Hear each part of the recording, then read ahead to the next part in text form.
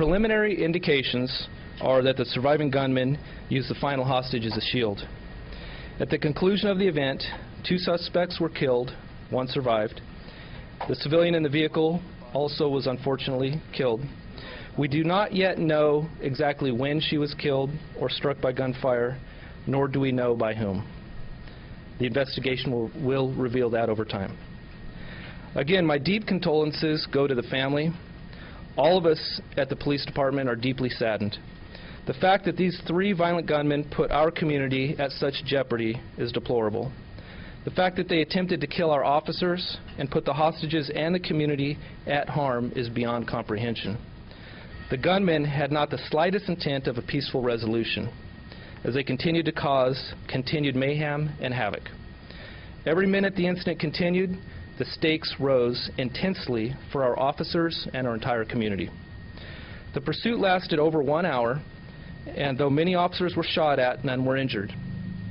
This is now a joint investigation between the Stockton Police Department, San Joaquin County District Attorney's Office, San Joaquin County Sheriff's Office, as part of our protocol investigation for incidents like these, as well as a joint investigation between Stockton Police Department and the Federal Bureau of Investigations because of the federal crimes, specifically bank robbery.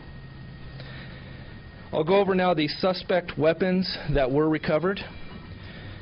Weapons recovered so far have been an AK-47 type assault rifle, a .45 caliber Glock handgun, a .45 caliber Ruger handgun, and a 9mm Ruger handgun. The assailants had massive amounts of ammunition, some with magazines taped or strapped to their bodies during this event. I'd like to now discuss the suspect information. One is a deceased suspect. He is a Hispanic male, age 30, from Stockton, a documented Norteño gang member with prior arrests for narcotics and firearms violations. He was the driver of the vehicle leading officers on this pursuit. The second deceased suspect is a Hispanic male, age 27, also of Stockton, and also a documented Norteño gang member with prior arrests for narcotics and domestic violence. He was a passenger in the rear compartment of the vehicle leading officers on the pursuit. He was the one primarily firing with the assault rifle. The third and surviving suspect is Jaime Ramos, R-A-M-O-S, Hispanic male, age 19, of Stockton. He has been an associate of known gang members, the Norteño Street Gang. He was a rear seat passenger of the vehicle leading officers on the pursuit. The investigation has now revealed he was uninjured in the gunfire exchange with officers at the culmination of the pursuit, as he apparently used the hostage as a shield. He was taken into custody at the scene. He was subsequently booked into jail and charged for homicide, kidnapping, robbery, and attempt homicide of police officers. We continue to look into whether these suspects have involvement in other similar robberies and bank robberies. I'd like to again remind everyone this is still an ongoing multi-agency investigation. I want to thank the other law enforcement agencies that helped during the incident as well as now during the investigation. I believe our police officers, our police staff, including our district. That's Stockton Police Chief. In my over 2 decades of law enforcement, I have never seen or experienced this type of total disregard for human life, nor the intensity of the situation that our officers were faced with. It is very rare for bank robbers to take hostages. It is very rare for them to so heavily arm themselves and prepare to kill, and then to actively and continually to try to kill our police officers. That concludes the information I'm prepared to give at this time. I will take a few questions. Chief, Tony Lopez of CBS 13 News. I know you can't get into any detail, but can you talk about the protocol of returning fire when you're being fired upon, knowing there is a hostage in that said vehicle or building? The basic protocol for an officer firing their weapon is in defense of their own life and defense of others.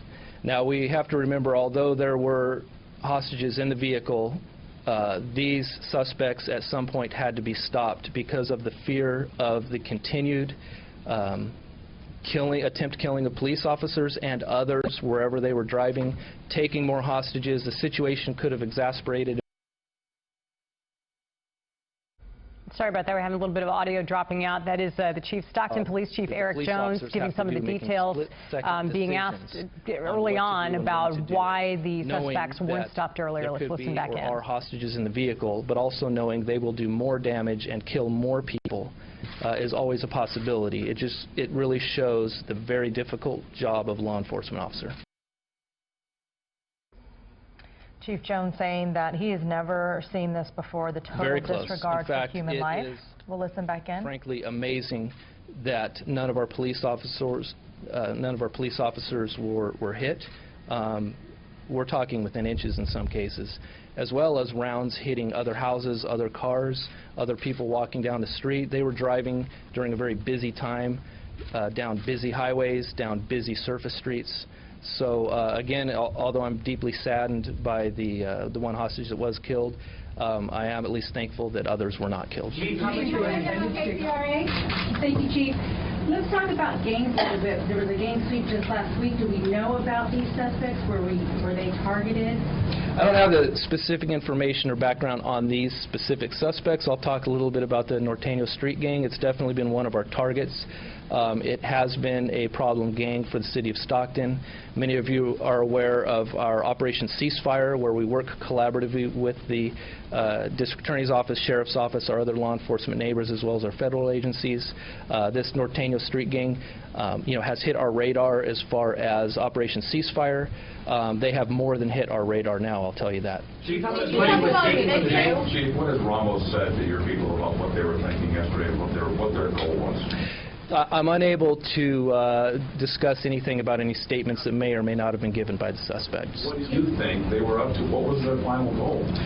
The only thing I'm able to talk about is clearly it was a bank robbery that was completed, hostage taking was completed, and I believe that there definitely was a goal of killing other people, including our police officers, based on the havoc that they were doing that day. And if you just look at some of the photos of the rounds that our patrol cars hit, they were attempting to kill police officers. So did they go into the bank intending to take hostages, or did something go wrong?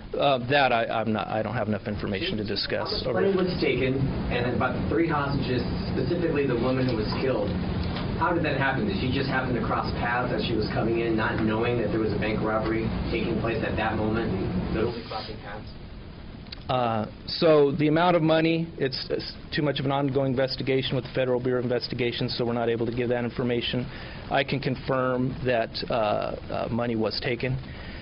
Regarding the hostage takeover of the bank, the security guard was tied up, so when these assailants went into the bank armed with this weaponry, ultimately I do not know if they anticipated the police officers' arrival so swiftly, but they definitely exited with the 3 hostages, and the moment became very tense and very serious from that moment forward. So when that car pulled off, the suspect vehicle kind of pulled off to the side, and we know that you guys were able to see one of the guys getting ready to try to shoot at officers.